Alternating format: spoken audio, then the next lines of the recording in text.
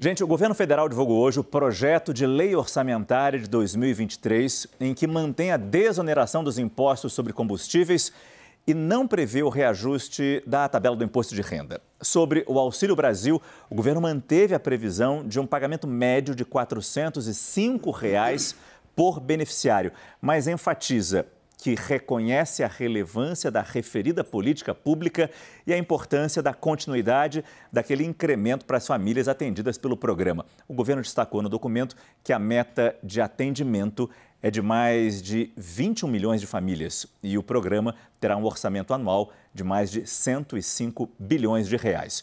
O governo federal também inclui aumento na proposta de salário mínimo apresentado nessa LDO. A previsão para o salário mínimo de 2023 passou para R$ 1.302. Quem trouxe esses números para a gente dentro do CNN 360 foi Renata Agostini e é exatamente com ela que eu converso aqui agora. A gente sabe que deve ter sido uma disputa dura entre Palácio do Planalto e Ministério da Economia para chegar nisso aqui, né, Renata? Márcio, sim, foi um debate dentro do governo, mas já tinha as bases do que seria e esse caminho, que é o que a gente viu a confirmação já há alguns dias. Qual foi a conclusão? Apesar do presidente ter prometido, sim, a manutenção do auxílio em R$ 600, apesar dele ter dito que, olha, eu já conversei lá com o Paulo Guedes, a gente vai fazer essa revisão na tabela do imposto de renda, que é, na prática, incluir mais gente que está isento de pagar, seria aumentar a faixa de isenção, mirando ali os tais 5 salários mínimos que ele promete desde a eleição passada. Apesar dele ter falado tudo isso, fez-se as contas e viu, bem, não tem espaço, não tem como acomodar tudo isso. Você tem ali a questão do teto de gastos, que é uma realidade, e diante disso a gente não tem como encaixar tudo. Algumas coisas foram encaixadas, você bem falou agora. O governo está mantendo o seu compromisso de isentar de impostos federais que incidem sobre os combustíveis, então isso ele vai manter isso para 2023. O governo está prevendo sim reajuste para os servidores, mas outras coisas não dão. E o que ficou acordado? Que na impossibilidade de se acomodar no orçamento essas despesas, essas promessas de campanha, haveria esse compromisso público, inclusive uma mensagem do presidente, a mensagem presidencial que acompanha a proposta de orçamento contemplaria esse entendimento de que são medidas importantes. Quando a gente viu, logo de cara ali no resumo feito pelo Ministério da Economia sobre o que consta no orçamento, a gente viu de cara no imposto de renda também, Márcio, além do Auxílio Brasil, esse reconhecimento. Olha, está aqui, a gente entende que é necessário, apesar de não estar nessa peça orçamentária. Na prática, no papel, não está lá. O governo está dizendo que, uma vez eleito, vai sentar com o Congresso e vai negociar. É isso. Vamos ver, a Renata falou também do resumo feito pelo governo nesse texto. Vamos ver exatamente na tela agora. E para você acompanhar comigo em casa, com a análise do nosso especialista CNN, temos aqui também Raquel Landim. Auxílio Brasil em R$ 405, previsto no orçamento para 2023. Quem sabe uma possibilidade de se chegar a 600. Impostos federais permanecem zerados. Um reajuste do funcionalismo, 11,6 bi para os funcionários do Executivo, 13,4 bi no geral. E emendas do relator, o orçamento secreto continua em 19 bilhões e 400 milhões de reais. Fundamental a sua análise, Raquel Landim, em cima desses números aí. De novo, a gente sabe que já havia um acerto, mas o governo queria pelo menos ter esse Auxílio Brasil em R$ 600 para poder falar, vamos ter com certeza esse Auxílio Brasil em R$ 600, não apenas até dezembro, caro eleitor, mas também em 2023. Não cabia, Márcio, é o que a Renata acabou de trazer.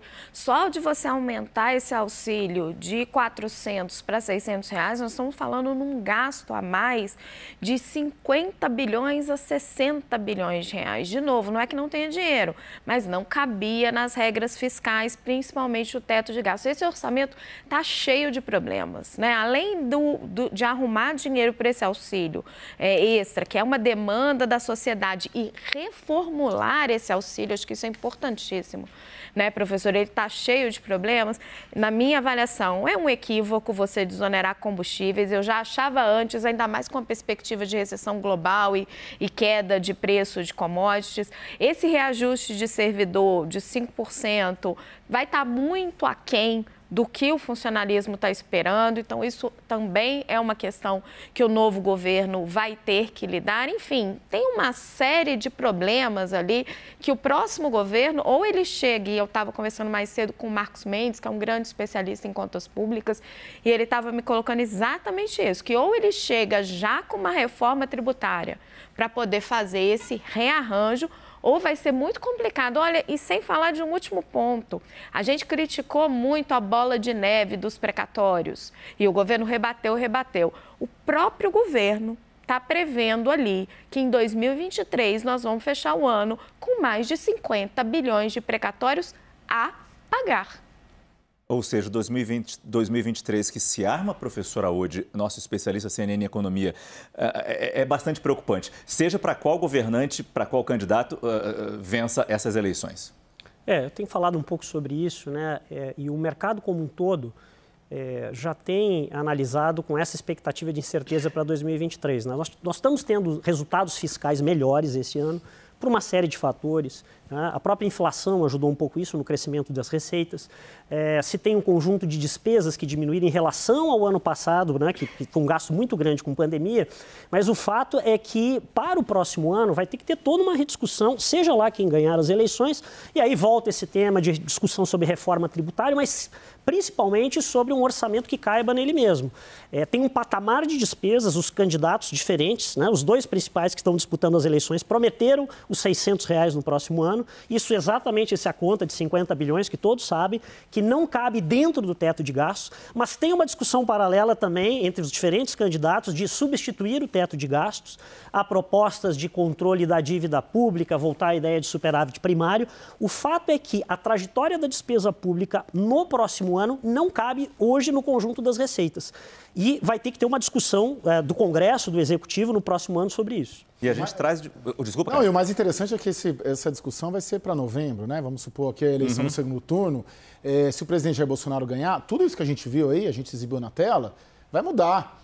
O auxílio não vai ser o mesmo, os impostos federais provavelmente não vão ser os mesmos, o recurso para o funcionalismo não será o mesmo. E qual que era o quarto item? Desculpa, que eu não me lembro. Imposto de renda. Correção do imposto de renda. Exatamente, também, tudo vai mudar. E se a oposição ganhar, vai mudar drasticamente. E aí a gente vai ver o início de um processo de negociação de política com o orçamento, com o Congresso sobre o orçamento, já a partir de novembro, que, a depender do que sair aí, vai ser muito complicado, porque você imagina uma situação, vamos imaginar uma situação que o Lula ganhe.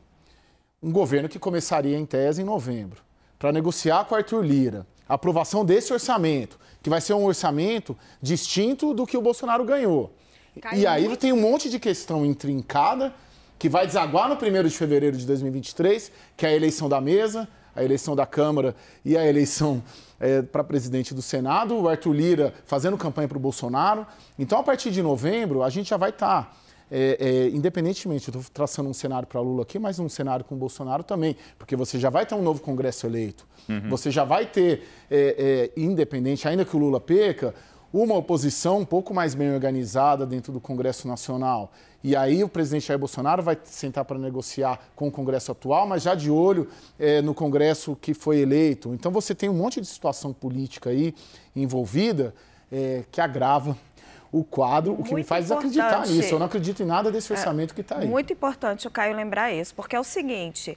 Se nada disso aí mudar, o próximo presidente assume no dia 1º de janeiro com o Auxílio Brasil, o seu principal programa social, seja ele Lula ou Bolsonaro, já reduzido de R$600 para R$400.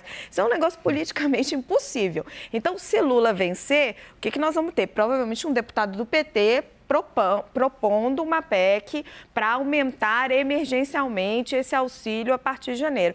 E quando você conversa dentro do Tesouro Nacional, o que eles dizem nos bastidores é o seguinte: olha, nós já temos um plano para passar esse auxílio de R$400 para R$600, mas nós não vamos fazer isso agora a despeito do desgaste eleitoral, porque se a gente perder, já fica tudo pronto para o PT. O PT a gente já trouxe essa apuração aqui na CNN. O PT já fala numa PEC para criar um extra-teto para começar o ano.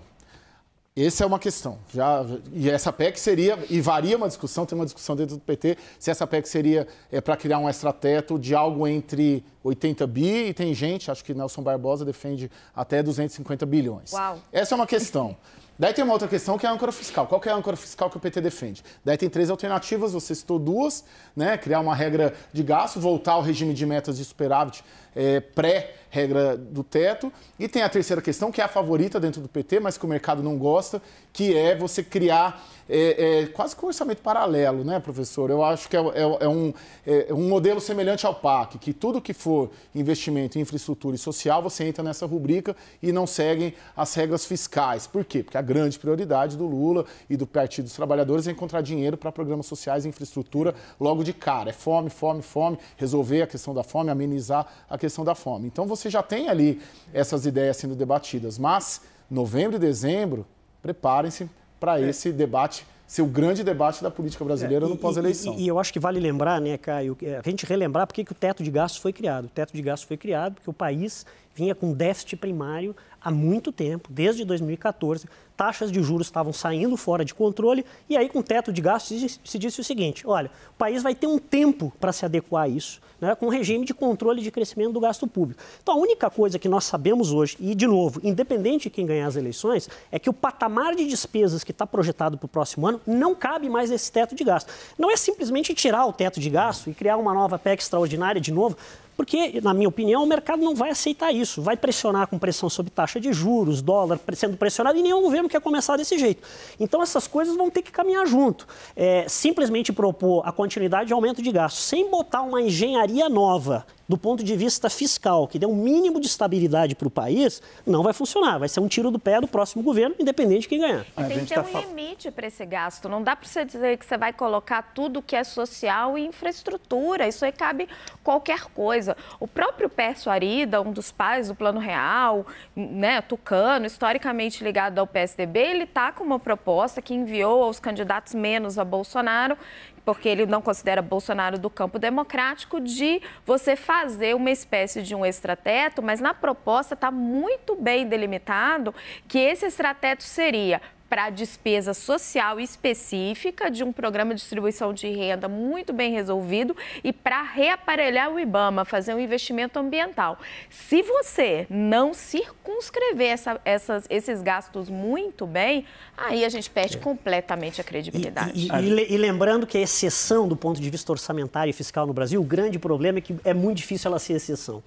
Você abre uma exceção e quando você vê, você está colocando várias outras despesas dentro do orçamento que não cabem na receita. A verdade é que nesse momento a gente está discutindo as diferentes variáveis possíveis, e são muitas, para o ano que vem, para a nossa economia, e nenhuma delas boa. Mas neste momento, talvez a preocupação mais, e pode parecer simplista, mas R$ 405 escrito na Lei de Diretrizes Orçamentárias, no orçamento para o ano que vem, do Auxílio Brasil, isso vai ser usado muito nos debates e sabatinas, entrevistas durante a campanha pelo lado petista contra o presidente Bolsonaro, né, Alexandre? Márcio, você tocou num ponto importantíssimo, que é como é que você transfere votos a partir dos programas de distribuição de renda. Historicamente, o PT, ele se apropriou muito bem politicamente, desde 2006, quando foi turbinado o Bolsa Família, para transferência de votos. Mas a partir de um certo momento, você viu no Brasil que todos os campos ideológicos da política assimilaram os programas de distribuição de renda mínima, como parte integrante das suas propostas. Tanto que você tem tanto o presidente Bolsonaro quanto o ex-presidente Lula, os dois prometendo R$ 600 de auxílio.